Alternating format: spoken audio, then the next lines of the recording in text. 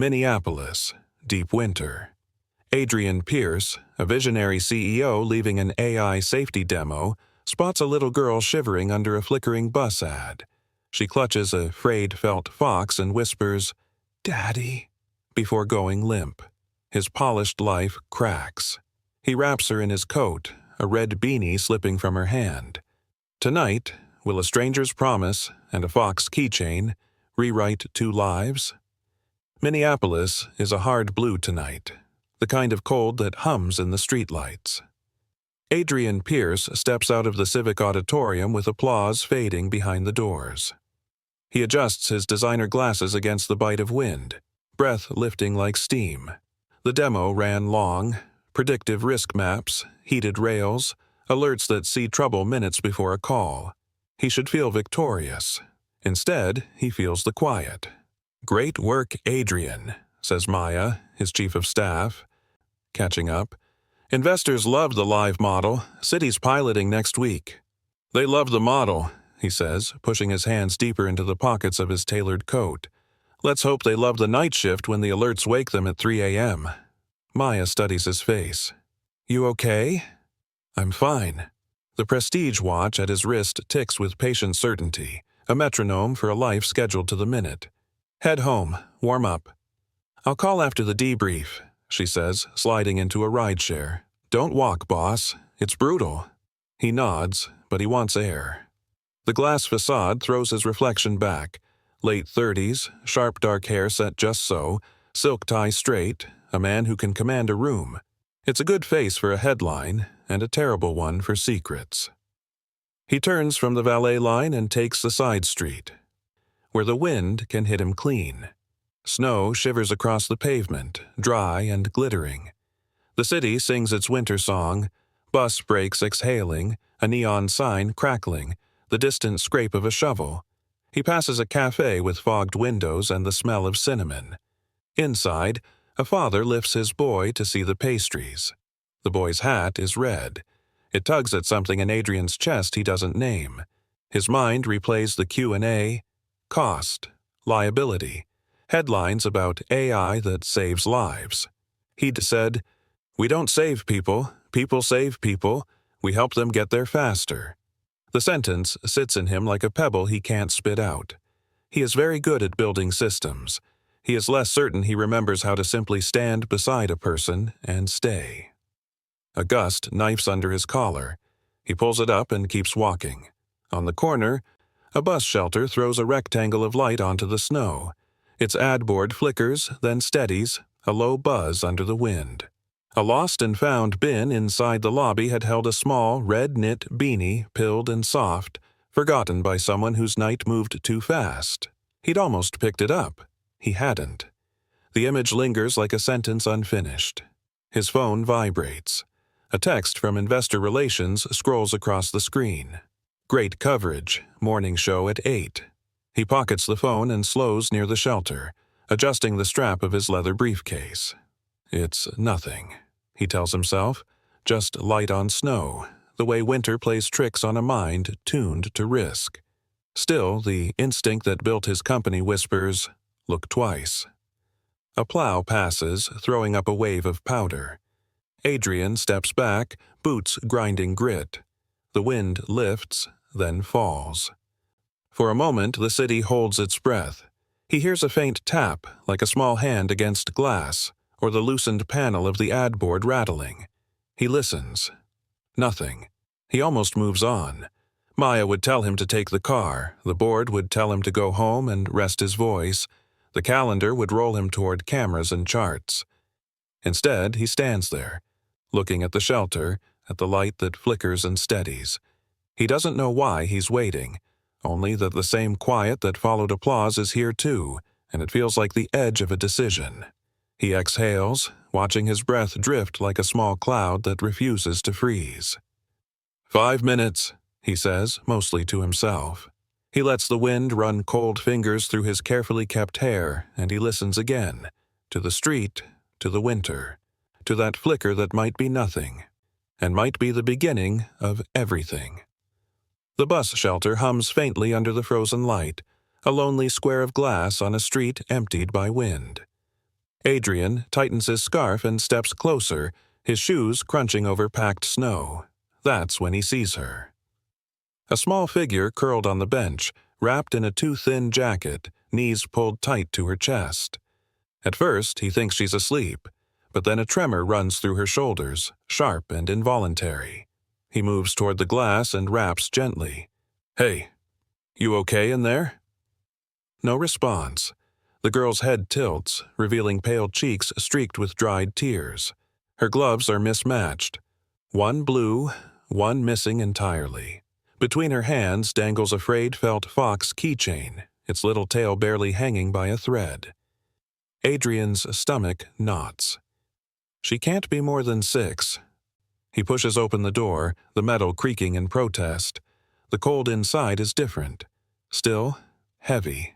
The kind that eats through bone. "Hey, sweetheart," he says softly, crouching so he doesn't startle her. "It's freezing out here. Where's your mom or dad?" Her eyes flutter open, glassy and unfocused. They're a startling green, the kind that might have sparkled under different light. But now, they're rimmed red from the cold. She blinks at him, lips trembling. "Daddy?" Adrian freezes. The word hits him like a physical blow. He starts to answer, but she's already sagging forward, exhaustion pulling her under. He catches her before she slips from the bench. Her skin is ice. "No, no, stay with me," he murmurs, pressing his hand to her cheek. "You're okay.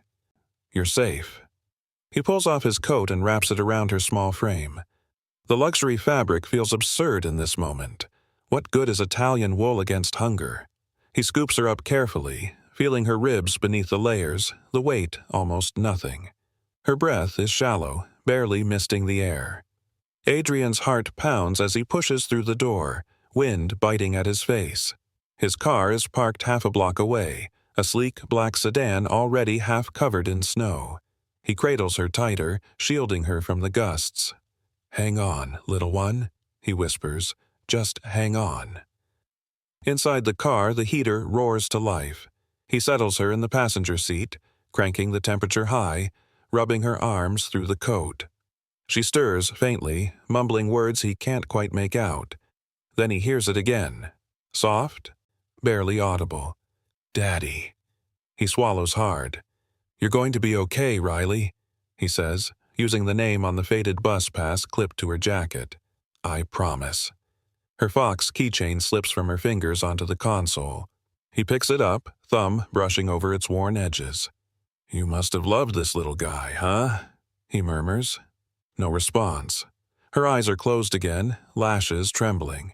He pulls out his phone, voice steady but urgent. "Children's Minnesota, emergency intake," he tells the operator. "Possible hypothermia, age 6, female. I'm 5 minutes out." "Sir, are you a parent or guardian?" His gaze drifts to the tiny hand curled against the coat's sleeve, half buried in a red wool. "No," he says quietly, "but I'm not leaving her." The operator gives directions. He drives like the city itself depends on every green light. Snow whips across the windshield, and his headlights catch the blur of ice in the air. He's run simulations that predict risk zones by wind speed, by minute. He's never been part of one. At a red light, she stirs again, weakly. "Fox?" He glances over. "Don't worry, I've got him." He holds up the keychain, gives it a tiny wave. "He's right here." She almost smiles before sleep drags her under again. By the time they reach the hospital bay, staff are already waiting. Adrian barely feels his legs as he carries her inside, coat still wrapped around her, keychain clenched in his hand. A nurse meets his eyes. "You brought her in just in time." He exhales a breath he didn't know he'd been holding. "Please," he says, "just keep her alive." As they wheel her away, a drop of melted snow lands on his wristwatch. The time blurs, irrelevant. For once in his life, the world stops keeping score. The hospital hallway smells of antiseptic and rain-damp coats. Adrian stands alone outside the pediatric trauma room, his overcoat now draped on a chair, his hands still cold despite the heat. Through the glass, he watches doctors and nurses move with quiet urgency, checking vitals, sliding IV lines, wrapping warm compresses. Riley's small body disappears under layers of thermal blankets, her face pale against the white. "Sir," a nurse says softly, "you did the right thing bringing her in?" He nods, though the words feel distant. His reflection stares back at him in the glass. Designer glasses, perfect hair slightly windblown, a man who speaks at conferences about saving lives through predictive systems. Yet here, all his models, all his graphs mean nothing. This is one life, one small heartbeat fighting through the cold. He presses his palm against the glass. "She called me Daddy," he murmurs. The nurse pauses. Sometimes, when they're scared, they call out to whoever feels safe. You were there. Her reassurance should help, but it twists deeper. He doesn't know why. An hour crawls by. The trauma lights dim. The staff emerge, faces calmer now.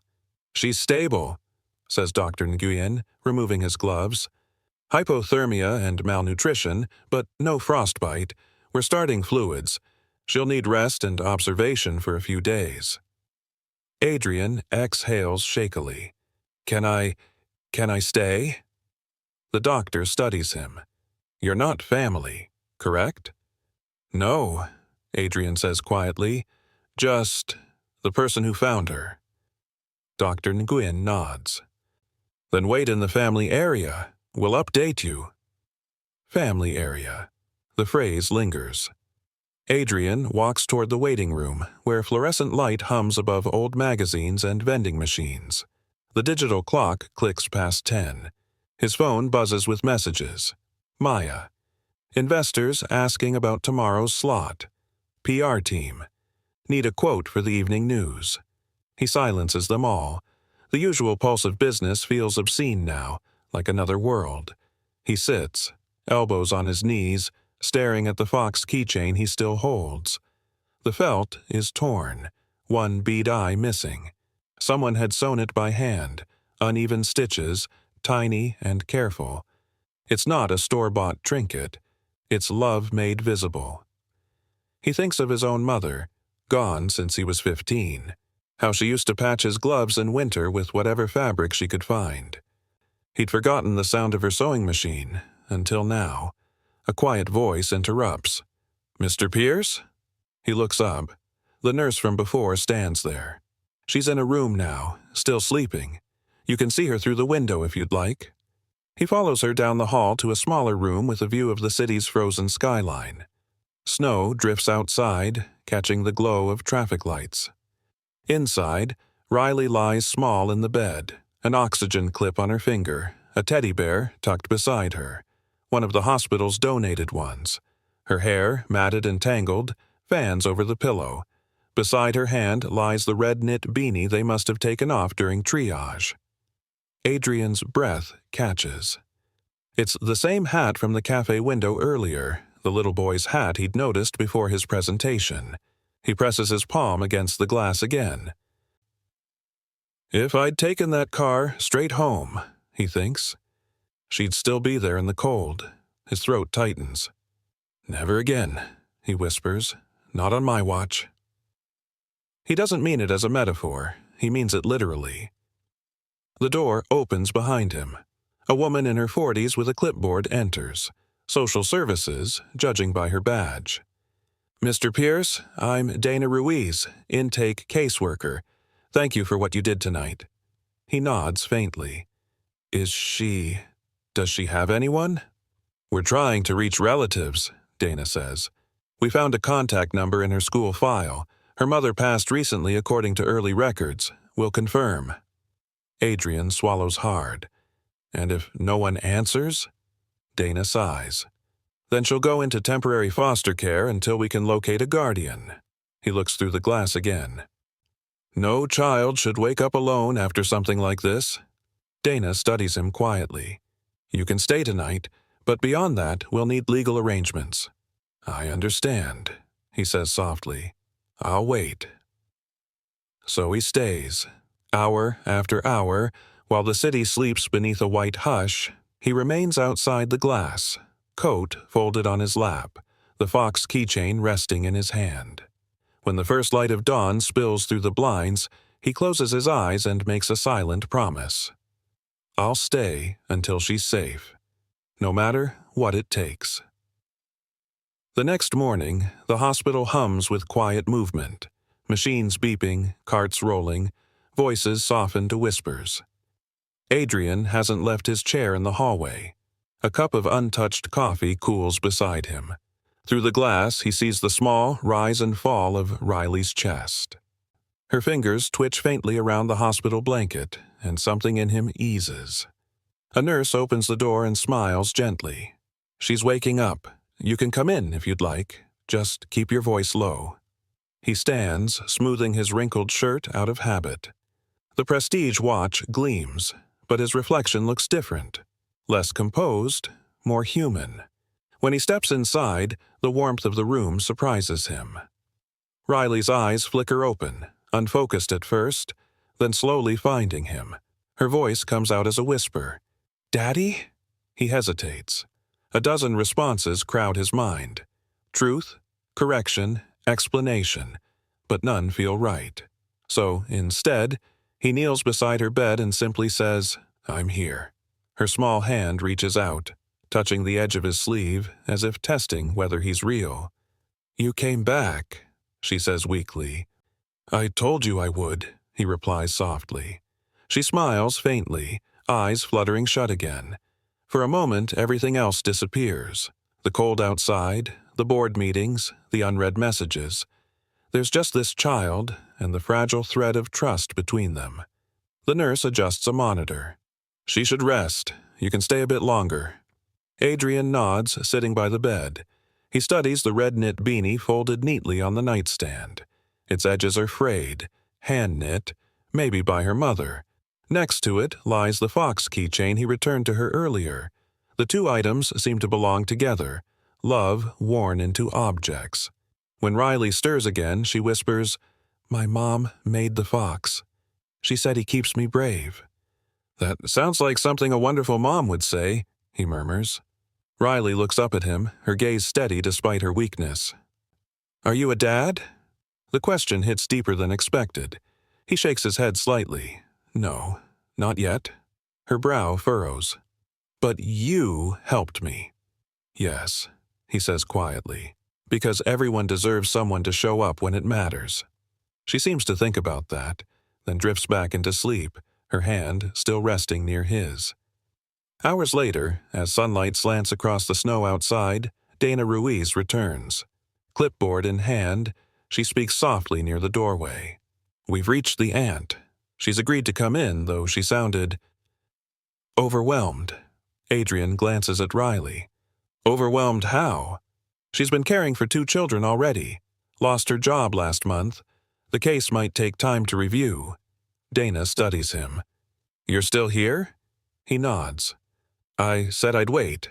Something flickers in her expression. Respect, maybe surprise. "Then we'll keep you updated." After she leaves, Adrian stands by the window, watching snow fall in lazy spirals. His phone buzzes again. Maya. "The press wants you at the Warm Line rollout tonight. Major coverage opportunity." He types slowly. "Postpone it." Her reply comes instantly. "Adrian, that's impossible. We've got state reps attending. What's going on?" He stares at the screen, then sets the phone face down. "Some things can wait," he murmurs. That evening, Riley wakes again, cheeks flushed with new color. She studies him with curious eyes. "What's your name?" "Adrian," he says. She nods slowly. "My mom used to tell me stories about a fox who fixed broken things. He found people who were sad and helped them smile again." Adrian's throat tightens. "That sounds like a very good fox." "He was," she says, voice drowsy. "Maybe he found you too." He doesn't answer, but he feels it. Something small, quiet, and undeniable shifting inside him. As the night deepens, Riley sleeps peacefully for the first time since he found her. Adrian stays beside her, listening to the rhythm of her breathing. The red beanie and the fox keychain rest side by side on the nightstand, two small symbols of a life that refuses to give up. He looks at them and whispers the same promise he made to the glass wall the night before.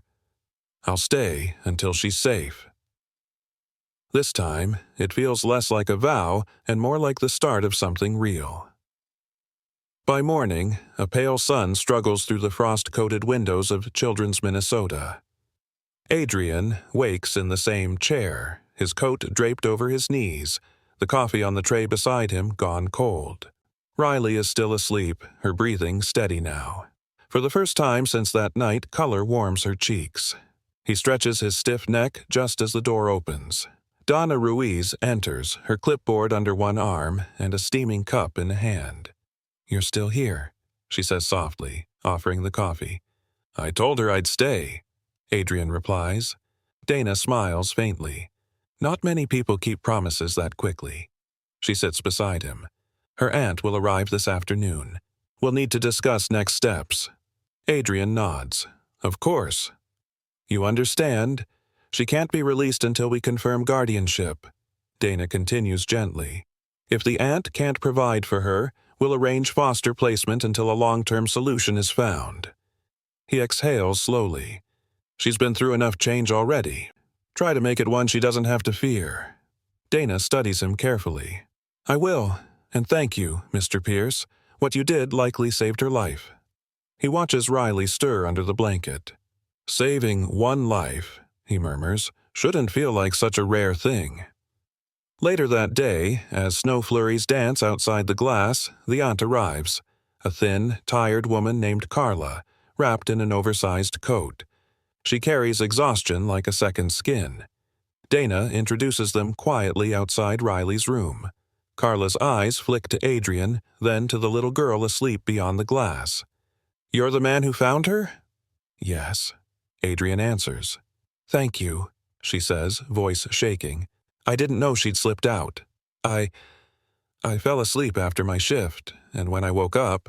Dana lays a hand on her arm. "You don't have to explain everything today. We'll go over care options once she's released." Carla nods, eyes brimming.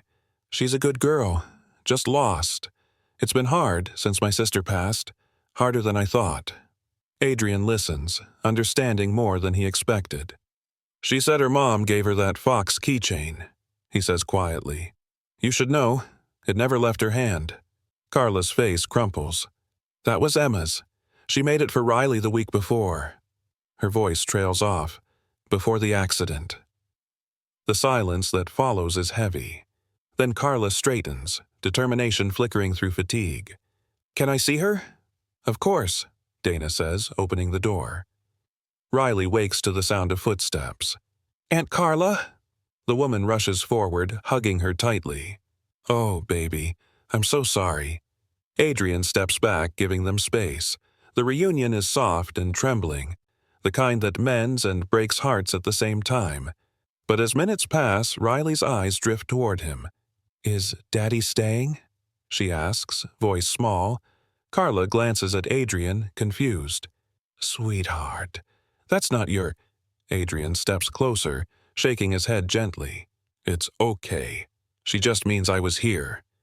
Dana observes the moment quietly, pen paused above her notes. Riley smiles faintly. "He helped me find warm again." Carla wipes her eyes. "He's a good man, then." Adrian kneels beside the bed. "You've got family now," he says softly. "They're here for you." Riley hesitates, then holds out the fox keychain. "Can you keep him until I see you again?" The gesture stills him. "You sure?" She nods. "He helps people who fix things." He takes the keychain, closing his fingers around it. "Then I'll keep him safe." That evening, as snow thickens outside, Riley is discharged to her aunt's care. Adrian walks them to the hospital entrance. Carla hugs him once more, quietly saying, "You're welcome to visit. She trusts you. That means something." He watches them leave, a small girl in a borrowed coat, her red beanie pulled low. The hospital doors hiss closed behind them, leaving him alone with the echo of tiny footsteps and the felt fox in his palm. When he returns home that night, his penthouse feels colder than the streets outside. He sets the Fox keychain on the marble counter, its small tail frayed and threadbare, and sits in the silence. For the first time in years, the quiet feels unbearable.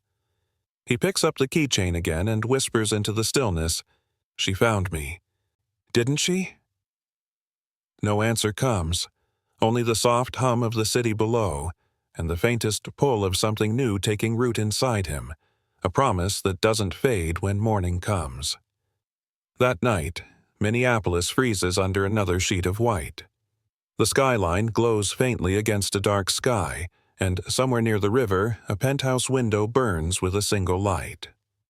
Adrian sits at his kitchen island, tie loosened, laptop open but forgotten. The Fox keychain rests beside his coffee mug, its felt edges darkened from years of touch. He's read the same sentence on the screen 6 times, something about quarterly risk projections, but none of it lands. His mind keeps circling back to a pair of green eyes, a trembling voice, a word he can't unhear, "Daddy." When his phone rings, he answers on the first buzz. "Pierce," he says, out of habit. "Adrian, it's Dana Ruiz," comes the voice from the other end. "Sorry for the late call. There's been an update." He straightens. "Riley?" "She's fine," Dana assures him quickly. "Physically, she's stable, but the aunt, Carla, called us tonight. She's struggling. There's a hearing tomorrow to discuss temporary placement. She specifically requested your attendance." Adrian hesitates. "Requested me?" "Yes. She said Riley's been asking for you. Keeps saying the man from the bus stop promised to stay." The words land like snow melting down his spine. "What time's the hearing?"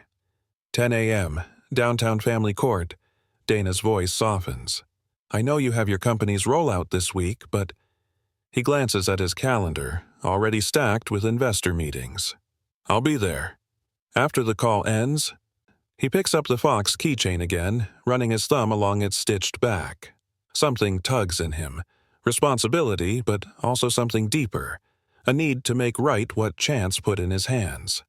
By morning, the snow has slowed to a mist.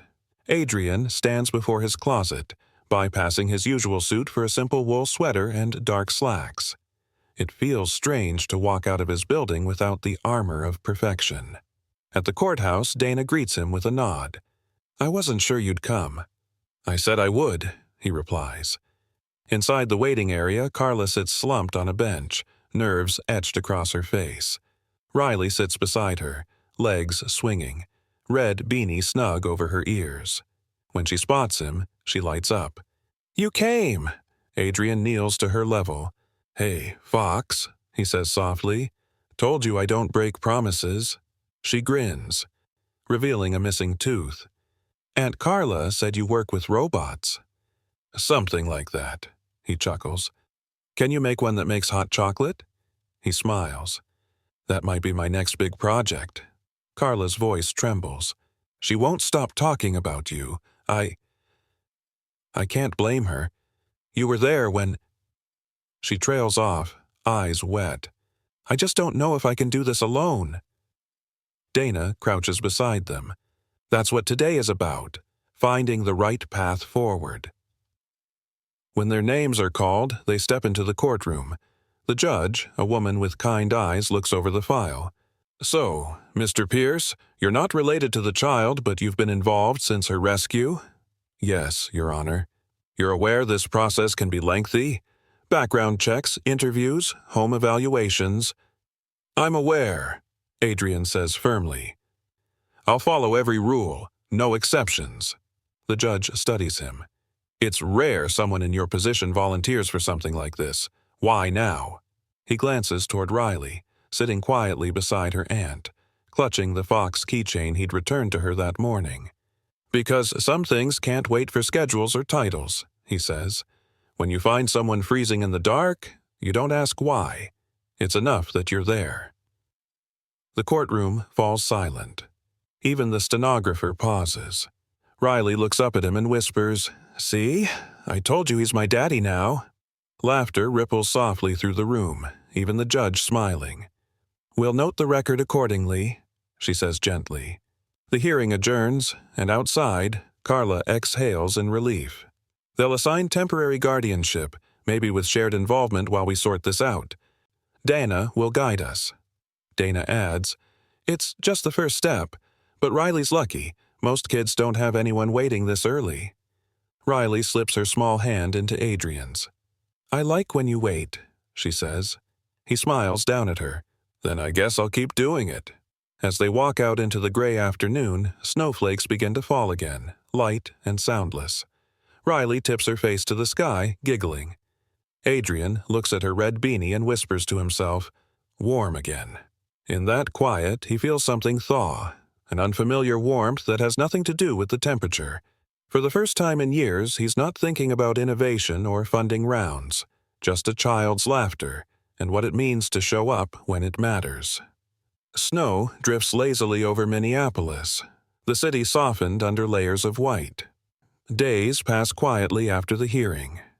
Adrian visits Riley and her aunt in their modest apartment near the river, bringing groceries, books, and small STEM kits from his company's education outreach line. He tells himself it's just to help them stabilize. But every time Riley's laughter fills the room, that reason feels smaller, and something more personal takes its place. On his latest visit, the smell of tomato soup greets him at the door. Riley, bundled in a new red sweater, rushes forward and hugs his leg before he can even knock. "You're early," she cheers. "I might have skipped a meeting," he says with a grin. "Can't miss soup night, right?" Carla appears from the kitchen, hair tied back, exhaustion still clinging to her but softened by gratitude. "You don't have to keep bringing things, Adrian. You've done enough." He shakes his head. "It's no trouble. How's she been?" Carla's smile falters. "Better, but she still wakes up some nights, crying for her mom. I can barely get her back to sleep." He nods slowly. Grief doesn't keep a schedule. They share a quiet understanding. Then Riley tugs his sleeve. "Come see what we made." On the small dining table sits a half-assembled robot, a clumsy little fox made from circuit boards, LEDs, and cardboard. The head's crooked, but the tail flickers faintly with light. "It's Foxy too," Riley explains proudly. "The first one's still in my old room. This one's for here." Adrian kneels beside it, genuinely impressed. "You wired this yourself?" "Mostly. Aunt Carla helped me find batteries." He smiles, eyes glinting. "I know a few engineers who'd be jealous." As Riley adjusts a wire, Adrian notices her hands. Small, pink from cold, but steady. She looks up suddenly. "Can you stay for bedtime story tonight?" He hesitates. Carla starts to protest, but Riley's hopeful face softens her. "If you'd like," Carla says quietly. She sleeps better when she feels safe. Adrian sits at the edge of Riley's bed an hour later, the little girl tucked beneath a blanket covered in faded fox prints. She places the worn keychain beside her pillow. "He likes stories, too," she says sleepily. "What kind of story tonight?" Adrian asks. "Tell the one about the man who builds robots that help people." He smiles faintly. "That sounds familiar." She giggles. "You can pretend it's someone else." He nods, beginning softly. "Once, there was a man who made machines that could see danger coming. But one night, the man realized something important. Machines can't hug you when you're scared." Riley's eyes close, lashes fluttering. "What did he do?" "He started learning again," Adrian whispers. "How to be brave, not with code, but with care." Her breathing evens out before he finishes. He stays there for a long while, listening to the hum of the radiator and the faint city noise beyond the frosted window. Carla's voice drifts from the doorway. She's never fallen asleep that fast. Adrian glances back. She just needed someone to listen. Carla folds her arms, studying him. "You remind me of her dad. Quiet, but steady. He was a mechanic. Didn't talk much, but when he promised something, he meant it." Adrian looks down at Riley, sleeping peacefully. "I try to mean mine too." When he leaves, snowflakes cling to his hair. Carla walks him out. "You're a good man, Adrian. Whatever happens next, thank you." He nods. "You're doing your best. That counts." But as he drives home, guilt hums under his ribs. His calendar is full again. Funding reviews, beta tests, global partnerships, but his thoughts keep returning to a child's laugh and a red beanie under lamplight. The next morning, his assistant, Maya, meets him at the office with a frown. "You've rescheduled 6 investor calls. Adrian, what's going on?" He sets his briefcase down. "Priorities are shifting." "Shifting to what?" He glances toward the window overlooking the icy skyline. "To things that can't be automated." She tilts her head. "You mean people?" He smiles faintly. "Exactly." That afternoon, he drafts a memo. Subject line, Warm Line Project, Phase 2 Acceleration. His vision sharpens again, not toward profit margins but toward humanity. Heated bus stops, emergency blankets, AI alerts that trigger faster dispatch responses. He pictures Riley on that bench, and he knows why this matters. As night falls, he pulls the Fox keychain from his pocket and sets it beside his monitor. "You showed me what the system missed," he says quietly. The keychain doesn't answer, but somehow he feels understood. 2 weeks pass. The city sinks deeper into winter, snow piling on rooftops, breath crystallizing midair, headlines tracking another record freeze. But this time, something different stirs in Minneapolis. New heated shelters glow softly at intersections. Bus stops hum with warmth under freshly installed rails. The name on every banner reads, "Warm Line, a Kindred Net Initiative." Adrian stands on site as crews finish wiring a thermal kiosk near Franklin Avenue. He wears a heavy wool coat, scarf loose, gloves still spotless from disuse. But his gaze, usually sharp and calculating, has softened. When the technician signals "all done," Adrian presses the button himself. The kiosk hums alive, its screen showing a simple message. If you're cold, you're not alone. Help is on the way. "Not bad for 2 weeks," says Maya, approaching through the snow with a clipboard. "You realize you've skipped 3 investor calls and a national interview, right?" "I'm aware," he says calmly. "Your board isn't thrilled." Adrian glances toward the shelter's interior, where an elderly man in a worn boot steps in and sighs with relief as warm air circulates. "They'll live," he murmurs. Maya shakes her head. "You've changed, boss." He half smiles. "Maybe I just remembered why we started this in the first place." She studies him for a moment, then nods slowly. "Riley?" He doesn't answer directly. "She's why the prototype worked the way it should have months ago. I just hadn't seen it yet." Later that evening, he visits Carla's apartment again. Riley meets him at the door, bouncing in new snow boots. "Guess what? I got to help make a snow fort at school." "That's amazing," he says, crouching to untangle her scarf. "Did you win the snowball fight?" "Obviously," she grins. Carla laughs from the kitchen. "She declared herself mayor of Snowtown." Adrian joins them for dinner, simple stew, the kind that fills the air with warmth money can't buy. Conversation flows easily until Carla clears her throat. "Adrian, I need to tell you something." He looks up. "I've been approved for another job, part-time for now. It's a start, but—" She hesitates, fingers tightening around her mug. "I'm not sure I can manage Riley's care full-time, not with the schedule and rent." Riley looks between them, confusion flickering across her face. "Aunt Carla?" "It's okay, baby," she says gently. "We're just talking about what's best for you." Adrian sets his spoon down slowly. "You're saying the arrangement might change." Carla nods, tears brimming. "She needs stability, and I can't give her what she deserves." "I hate admitting that." Silence stretches. Riley's lip trembles. "Am I in trouble?" Adrian moves closer, taking her small hand in his. "No, sweetheart, you're not in trouble. Grown-ups just need to figure out where you'll be happiest and safest." Her green eyes search his. "Can't I stay with both of you?" Carla lets out a quiet sob. "If only it were that easy." Dana visits later that week to explain the next steps: home evaluations, background checks, emotional assessments. Adrian agrees to everything. No hesitation. No shortcuts, he insists. If she needs a guardian, I'll earn that right. Dana nods. You might be the first person I've met who means that literally. The following days blur into paperwork and interviews. Reporters hover, intrigued by a billionaire applying for guardianship. Adrian declines every question, keeping Riley's privacy sacred. One night, as snow beats softly against his windows, he sits with the Fox keychain in hand, rereading the court packet. In the background, Warmline's monitoring system pings. Dozens of successful rescues logged across the city. He should feel proud. Instead, he feels restless. He dials Carla's number. How's she doing? Asking about you, Carla admits. She's drawing you in all her pictures now.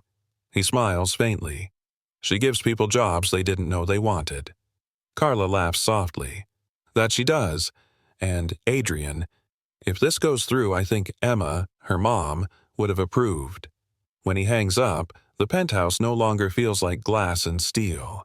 It feels like waiting for something more real than any company milestone. Outside, the skyline glows faintly in the snow haze. He sets the Fox keychain by his bedside, whispering, "Almost home, kid." A week later, the sky over Minneapolis turns the color of slate. Snow piles against the courthouse steps as Adrian climbs them, gloves in one hand, the Fox keychain tucked safely in his coat pocket. Inside, the air is hushed but expectant. Today isn't another investor briefing, it's the hearing that could decide Riley's future. Dana greets him outside the courtroom. Nervous? He exhales. I've pitched billion-dollar systems. None of those made my hands shake like this. She smiles. That's because this one matters more. Carla arrives a few minutes later, bundled in a thrifted coat, eyes red but determined. Whatever happens, she says quietly, thank you. You've done right by her. He nods. So have you. She loves you. Carla swallows hard. Then we're both lucky. The bailiff opens the door. Inside, the judge sits behind a high wooden desk, warmth in her tone but formality in her posture. We're here to review temporary guardianship for minor Riley Hart, following her hospitalization and subsequent care. Riley sits between Dana and Carla, tiny legs swinging under her chair. She wears her red beanie, the one Adrian had bought new when the old one fell apart. Her cheeks are rosy, her Fox keychain clipped proudly to her backpack strap. The judge glances up from her notes. Mr. Pierce, you've complied with all assessments, background checks, and home studies? Yes, Your Honor. Your schedule as CEO appears demanding. How do you intend to balance it with childcare responsibilities? Adrian leans forward, voice steady but earnest. With intention, ma'am. I can reschedule a board meeting. I can't reschedule a child's dinner. The company can run without me at night. Her childhood can't. The courtroom stills. Even the hum of the ceiling fan seems to pause. The judge nods slowly. A thoughtful answer. Ms. Ruiz, your assessment? Dana stands. Mr. Pierce has fulfilled every condition beyond expectation. He's maintained consistent contact, financial and emotional support, and community involvement. Warmline, his new public initiative, has already saved multiple lives this winter. We believe his commitment extends beyond corporate interest. The judge looks impressed. Remarkable. Ms. Hart, do you wish to add anything? Carla wipes her eyes. Yes, Your Honor. I love Riley more than anything. But I know I can't give her what she needs right now. I just want her safe. And she is when she's with him. The judge turns to Riley. Sweetheart, is there anything you'd like to say? Riley sits up straighter, small voice, steady but soft. He waits until I finish eating. A quiet chuckle ripples through the room. The judge smiles. He does, huh? Riley nods. Even when he's busy, he doesn't leave. Adrian looks down, blinking back tears. After a pause, the judge closes the file. I see no reason to delay this process. Temporary guardianship is granted to Mr. Adrian Pierce, effective immediately, pending adoption review after 90 days. Carla breaks down quietly, covering her mouth. Riley gasps, then bursts into tears, not of fear, but relief. Adrian kneels as she runs to him. He wraps his arms around her small frame, feeling the soft knit of her beanie press against his cheek. "It's okay," he whispers. "You're safe now. I told you the fox would find us," she says through hiccups. He smiles, voice rough. "Yeah, you were right." After the hearing, they step outside together. Snowflakes swirl around them, soft and silent. Riley looks up at the gray sky, then at him. "Can we go home now?" He nods. Home. The word tastes new, warm. That night, Adrian unlocks his apartment door, no, their door, and lets Riley step inside first. She spins in awe at the wide windows and shimmering city lights. "It's so big," she gasps. "Needs a little more red," he says, hanging her coat beside his, "and maybe a fox on the shelf." She giggles and places her keychain next to a framed photo of her mom that Dana had recovered. Now it's perfect. As they settle in, Adrian feels something shift deep within, a silence no longer empty, but full. The kind of quiet that feels like peace. That night, while Riley drifts off on the couch under a blanket, he looks out at the frozen river and murmurs, "Welcome home, kid." The next morning dawns bright and bitterly cold, sunlight bouncing off the snowbanks like shards of glass. Inside the apartment, the air smells faintly of cocoa and fresh linen. Riley stirs beneath a soft blanket on the couch, clutching her fox keychain against her chest. Adrian stands in the kitchen pouring batter onto a skillet. The spatula feels unfamiliar in his hand, but he's determined. When the first pancake lands half-folded, he grimaces and laughs quietly to himself. A small voice calls out, "Is that burning?" He turns to find Riley sitting up, hair sticking out in every direction, her red beanie crooked. "Maybe just a little," he admits, flipping another pancake. "Good morning, sleepyhead." She hops off the couch, padding across the floor in fuzzy socks. "You cook?" "Learning," he says. "That's part of the deal, right? Guardians have to master pancakes." She nods solemnly. "And cocoa." He grins. "Already handled." They sit together at the counter, steam rising from their mugs. Riley eats slowly, humming between bites. Adrian watches her, realizing how quickly her presence has turned this quiet space into something alive. "Do you work today?" she asks, mouth full of pancake. "I'll go in after lunch. My friend Maya can handle things this morning." "Does she make robots too?" He smiles. "She keeps me from breaking them." Riley giggles. "She sounds smart." "She is." He pauses. "So are you." The compliment makes her beam. "Can I see where you work someday?" He hesitates, then nods. "Yeah. But first, I want to make sure it's ready for you." She tilts her head. "Ready?" He looks around at the sterile counters and glass shelves of his penthouse, spaces that never belonged to anyone but him. "You deserve to feel at home wherever you go. That takes work." Later that day, he brings her to his office anyway. The KindredNet headquarters gleams with glass and brushed steel, overlooking the frozen Mississippi. As they step into the lobby, employees turn, surprised to see their CEO holding a little girl's mittened hand. Maya hurries over, eyes wide. "Adrian, this is Riley," he says warmly. "She's my new assistant." Riley bursts into laughter. "I can't type yet." "Then you'll learn," he teases. Maya hides a smile. "So, this is the girl behind Warmline's miracle. I've heard a lot about you." Riley blushes. "I helped with Foxy too." Adrian gestures proudly. "Engineering department's going to want to hire her." He spends the morning giving her a quiet tour, labs humming with prototypes, hallways filled with digital maps of the city. She stops at one screen showing a network of glowing dots. "What's that?" "Each one is a place that's warm now," he explains. "Bus stops, shelters, even some stores. When someone's in danger from the cold, the system tells us first." Her eyes widen. So no one else has to freeze? He nods. That's the goal. She squeezes his hand. That's a good job. After lunch, he drives her home, snow falling in soft flakes across the windshield. Riley hums to herself, then glances at him. Do you miss your family? The question catches him off guard. Yeah, he says quietly. I lost my mom a long time ago. She used to patch my gloves when they tore. I thought I'd forgotten the sound of her sewing machine. But I remember now. Riley's voice drops to a whisper. My mom used to sing when she made things. That's how I knew she was okay. He looks at her, heart tight. I think she'd be proud of how strong you are. She smiles softly. You think so? I know so. That night, back at the apartment, he tucks her into bed properly for the first time. The Fox keychain rests on the nightstand beside the framed photo of her mother. Can we read the Fox story again? She asks. He nods, opening the worn children's book she brought from her aunt's.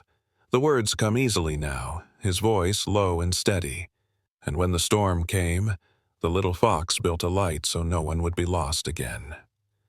Riley's eyelids flutter. Like you, she murmurs.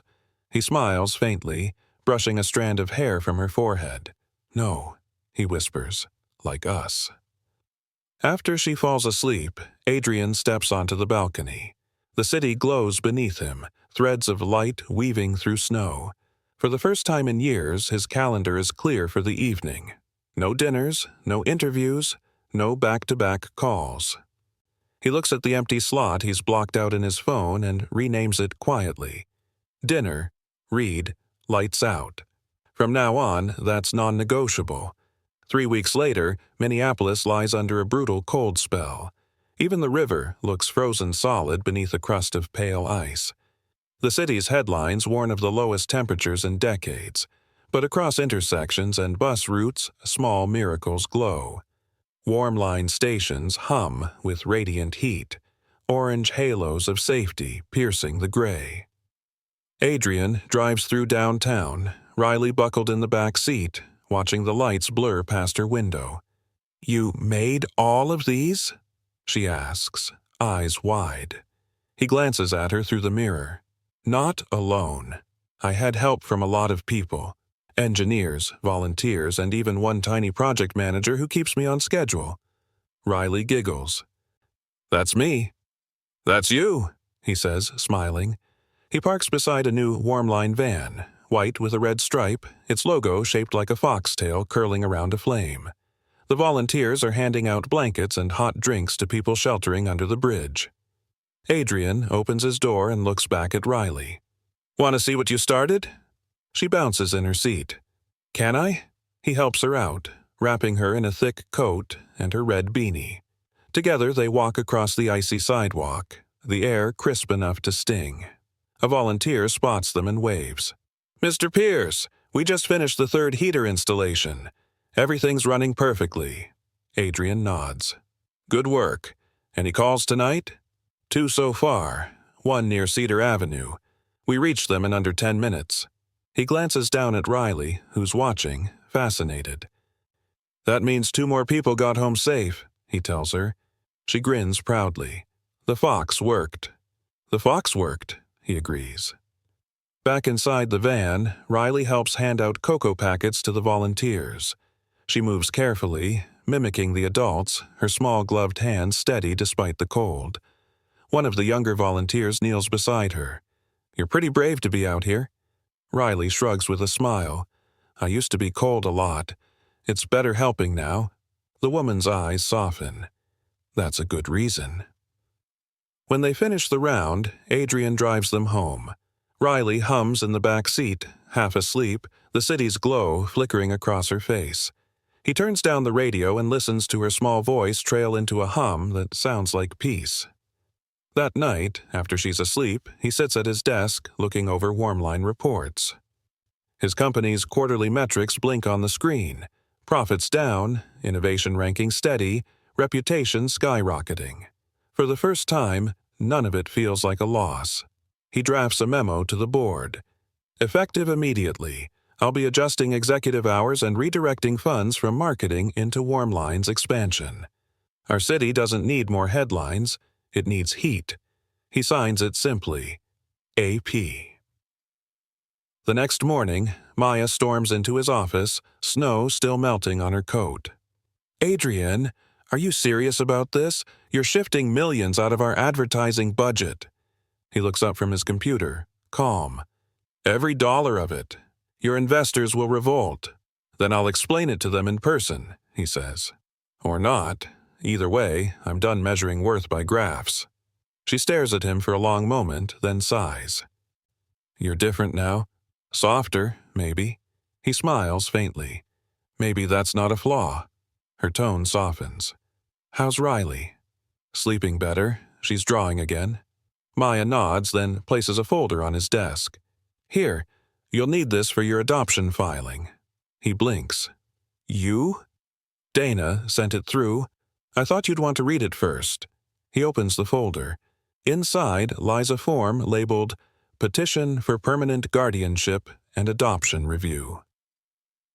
His breath catches as he runs a thumb over the lines. Do it, Maya says quietly. You've already changed her world. Don't stop now. He looks out the window at the swirling snow, then down at the photo on his desk. Riley holding her Fox robot beside the first Warmline kiosk, cheeks flushed with joy. Yeah, he whispers. I think I'm just getting started. That evening, Riley bursts through the door as he's making dinner. Guess what? My teacher said we can make a science fair project. He sets down the spatula. That's great news. What are you going to build? She grins. A mini heater. Like Warmline, but small enough for lunchboxes. Adrian laughs, kneeling beside her. Sounds like I've got competition. You can help, she says seriously. Only if I get credit on the poster. Deal. She laughs so hard she hiccups, and for a moment the sound fills the apartment completely, chasing away the cold that used to live in every corner. As she runs off to fetch her notebook, Adrian looks around. The couch with her blanket, her drawings taped to the fridge, her tiny boots drying by the door. The space is no longer sterile. It's lived in. It's theirs. He glances at the Fox keychain hanging beside the photo of her mom. Its felt edges are still worn, but its color seems brighter now. Looks like we're both doing all right, he murmurs. And, for the first time in his adult life, he believes it. 2 months later, Minneapolis begins to thaw. Icicles drip from the eaves, puddles shimmer in the streets, and children in puffy coats stomp through melting snowbanks. The long, cruel winter is finally losing its grip. Inside Adrian's office, sunlight spills across his desk. The Warmline dashboard glows quietly. No red alerts in the last 48 hours, just green markers across the map. For once, the city seems safe. Riley sits in the corner, sketching in a spiral notebook. Crayons scatter like confetti around her. She's drawing another fox, this one wearing a superhero cape. Who's that? Adrian asks, glancing over. Foxy 3, she says proudly. He saves people when they forget to take care of themselves. He chuckles. Sounds familiar. Her eyes sparkle. You think he's like you? He pauses, softening. I think he's like us. Before she can respond, there's a knock at the door. Dana Ruiz steps in, carrying a folder thick with papers. Sorry to interrupt your creative meeting, she teases. Riley beams. Hi, Miss Dana. Dana kneels beside her. Hey, sweetheart. You ready for big news?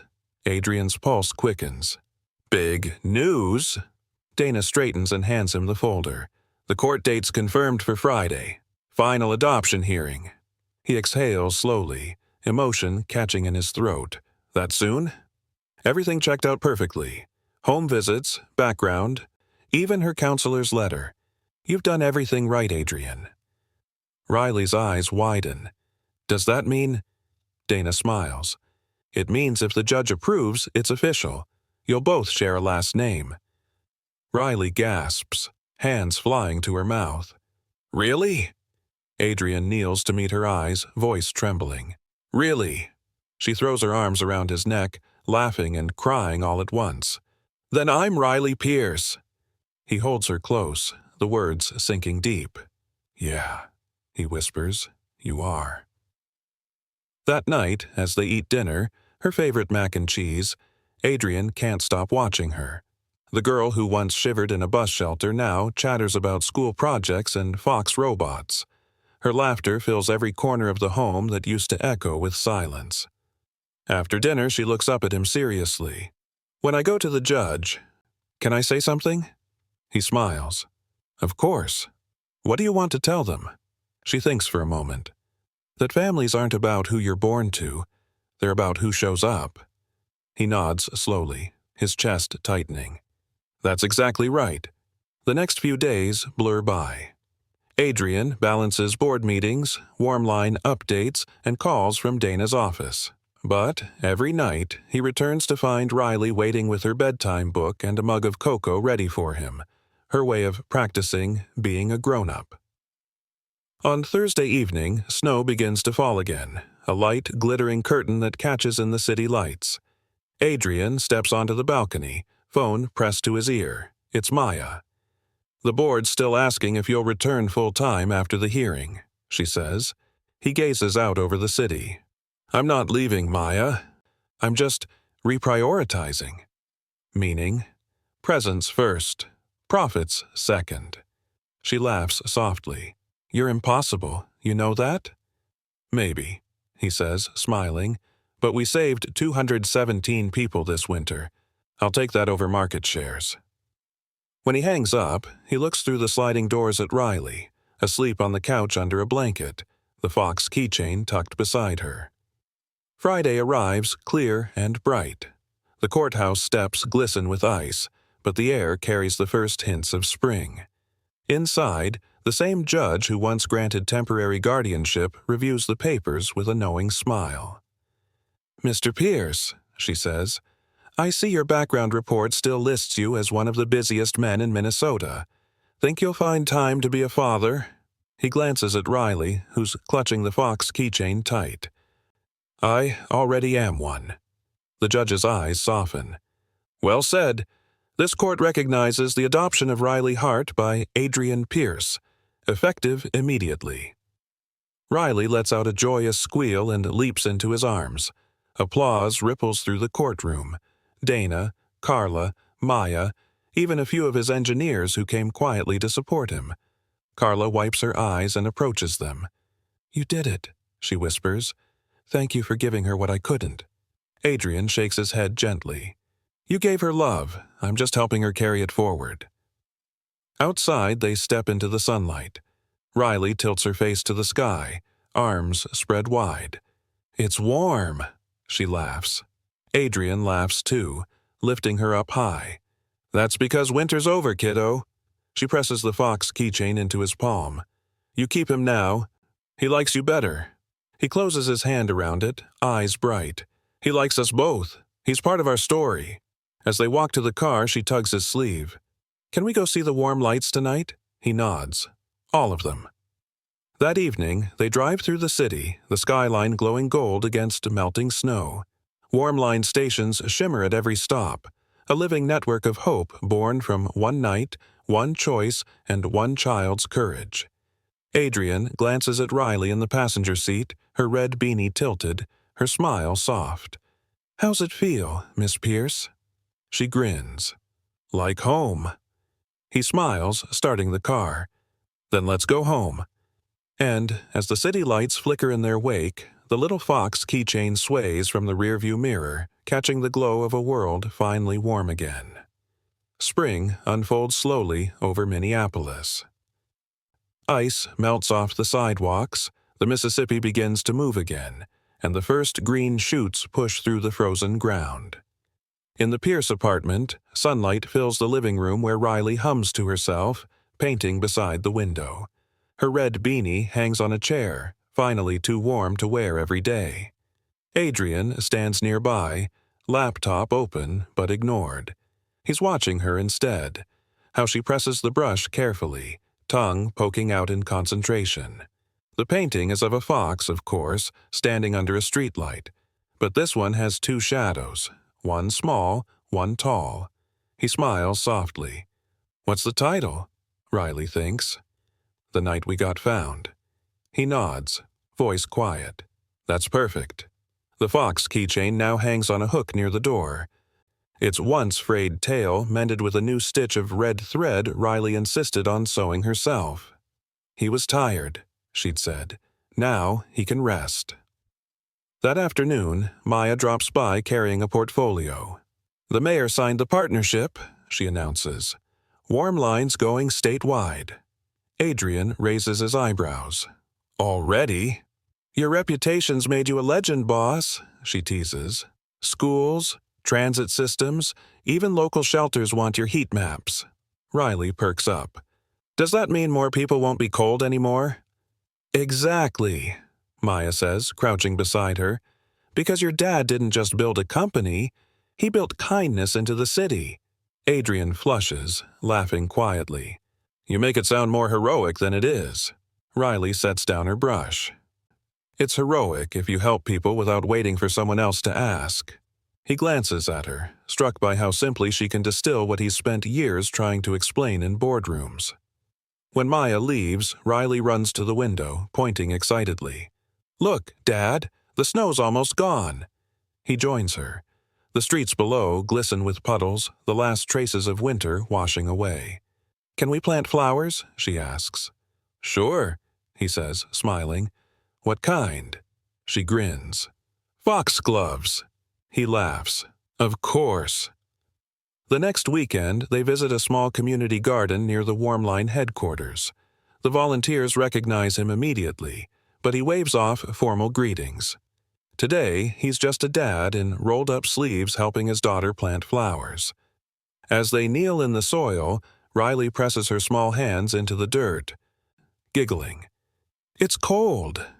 Not as cold as it used to be, he reminds her. They plant a row of bright foxgloves, and beside them, Riley places a tiny wooden stake with words written in her careful scrawl. For the people who needed warm. Adrian feels a lump in his throat. You've got a way with words. Mom used to say that, she whispers, voice soft but steady. He touches her shoulder gently. Then she was right. When they finish, they sit on the low garden bench, sun warming their backs. Nearby, the hum of a Warmline service van mixes with children's laughter. The city feels alive again, less like a machine, more like a heart. Riley leans against him, eyelids heavy. Are we going to stay here forever? He looks down at her. What do you think? She yawns. I think you don't leave. He smiles, brushing her hair from her face. You're right about that. As she drifts to sleep against his arm, he glances up at the skyline. The same buildings that once meant ambition now seem like guardians watching over them. Later, as dusk settles, they return home. Riley's painting of The Night We Got Found now hangs above the mantel. Adrian sits at his desk writing something new. Not a memo, not a contract, but a letter. To Riley. When I met you, I thought I was saving your life. I didn't realize you'd save mine too. You reminded me that success isn't about being first. It's about staying when others can't. I'll keep that promise for as long as I'm breathing. He signs it simply. Love, Dad. He folds the letter and tucks it behind the framed picture of her mother, knowing someday she'll find it when she's ready. That night, before bed, Riley asks for a story, not from a book, but from memory. Tell me the one where the man finds the fox. Adrian smiles, dimming the lamp. All right. Once there was a man who built things that could see the future, but one night he stopped because he found something more important in the present. Riley's eyes flutter closed. The fox, she murmurs. He nods. Yes, and from that night on, the fox never had to walk in the cold again. Outside, the city glows with quiet light. The last frost melts from the glass. In the reflection, Adrian catches his own image beside hers. Father and daughter, found family, safe at last. Early summer settles over Minneapolis. The river runs clear again, and the city hums with a life that feels earned. The nights are soft now, windows open, air moving gently through the apartment where laughter echoes off every wall. Riley sits at the dining table, pencil in hand, tongue pressed between her teeth as she writes. "Dad?" she says suddenly. "How do you spell forever?" Adrian looks up from the stove where he's stirring pasta. Forever. Why? She grins. It's for my science fair poster. Warm for everyone forever. He chuckles. That's ambitious. I learned from you, she says simply. Her words hit him like sunlight, unexpected and warming. Then I'm in trouble, he replies, smiling. You're going to change more lives than I ever did. The Fox keychain hangs now from the rearview mirror of his car, faded but whole again, swinging gently whenever they drive through the city. Warmline's logo glows on buses, storefronts, and schools. What began as an experiment has become a movement, replicated across dozens of towns where no one waits in the cold anymore. One evening, they visit the community garden again. The foxgloves have bloomed, tall and pink against the dark soil. Riley kneels to water them, humming her mother's old song. Adrian joins her, sleeves rolled up, helping her fix a small wooden sign she's made. For everyone who needed warm and found it. He looks around, the volunteers laughing nearby, the sunset catching the glass towers, the hum of life returning to every corner of the city. You did good, kid, he says softly. Riley looks up, cheeks glowing. We did it together. They walk home along the river. Her hand slips easily into his, small and certain. She's wearing the same red beanie, though now it's just for fun, tilted to one side like a crown.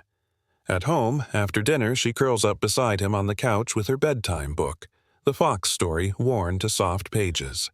Can I read it this time? She asks. He nods. Go ahead.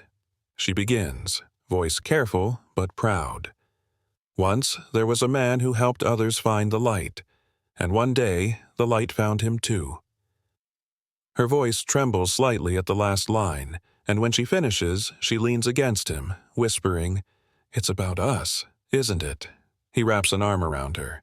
Yeah, it always was. Outside, the city lights blink on, stretching out like constellations across the horizon. Somewhere far below, a Warmline van glides through the streets, the foxtail logo glowing red in the dark, a quiet promise that no one will be left behind in the cold again. Adrian sets down her book and studies her sleepy face. Good night, Riley. Good night, Dad, she murmurs. Don't forget to read too. I won't. When her breathing steadies, he picks up his notebook and writes. Final project, presence. The true measure of innovation isn't how fast we build, it's how long we stay.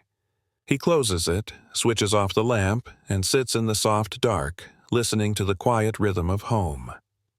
In the hallway, her painting of The Night We Got Found hangs between framed photographs, the first Warmline shelter, the courtroom day, the garden in bloom. Beneath them, the Fox keychain rests on a shelf, its small felt face turned toward the window, as if watching for any light that flickers.